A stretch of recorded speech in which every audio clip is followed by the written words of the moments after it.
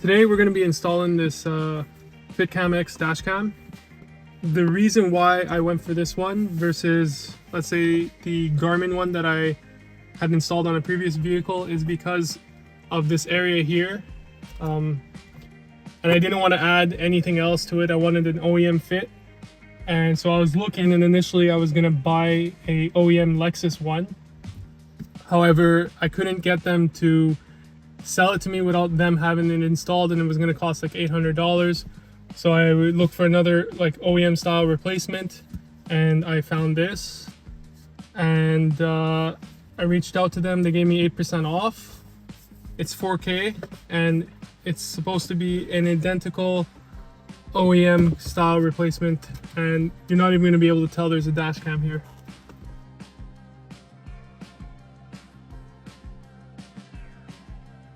Here it is. Plastic's almost identical to what is already in the car, and the install should take around like 2-3 minutes. Comes with this cable that kind of piggybacks off the power from the car and whatever is power in that area. I think it's probably going to be the dome light, and I didn't know at the time that they also had a parking mode wire. So this one's not going to have parking mode, but it's going to be able to record when the car's on. Let's just pop this off.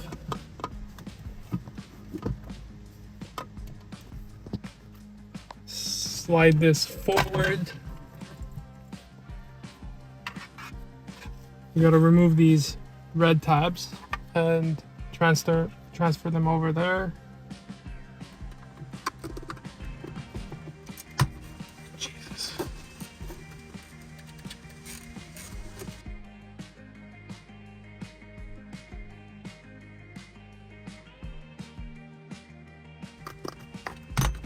Okay. So it was easier to just, once you get the back side out, it's held in by these red tabs. Easier to just pull down by the side. It's this wire on the left needs to be undone.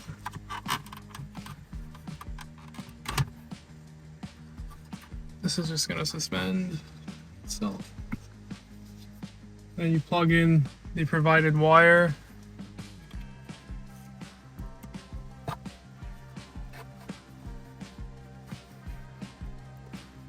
There was no click, but it's in there.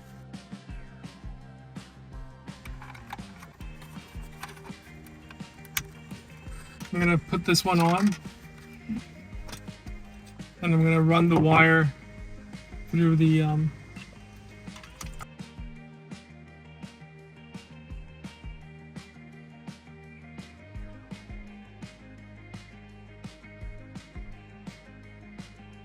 so you just need to slide it in like you took off the original. That's in now. And now we just need to figure out how to wire or fish this in here.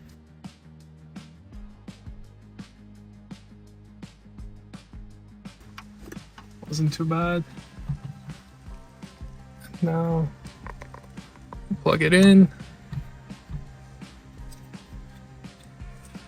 And let's tuck everything back. Should be plenty of space in here to fit it all in. Oh, you gotta plug it in first.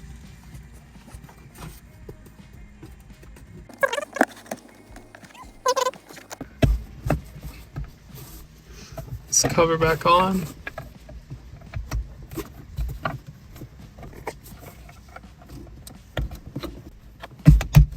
There we go. Okay.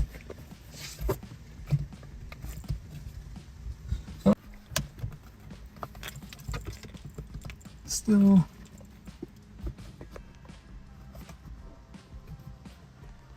I feel like it's not completely.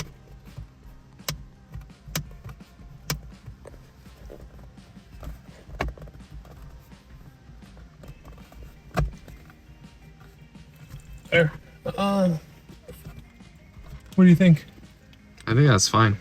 So we've installed it now, and I mean, the only complaint I could have at the moment is it's a little bit shaky, but I don't think this is going to move that much when driving. Once you've finished installing the camera, you can go ahead and download the app.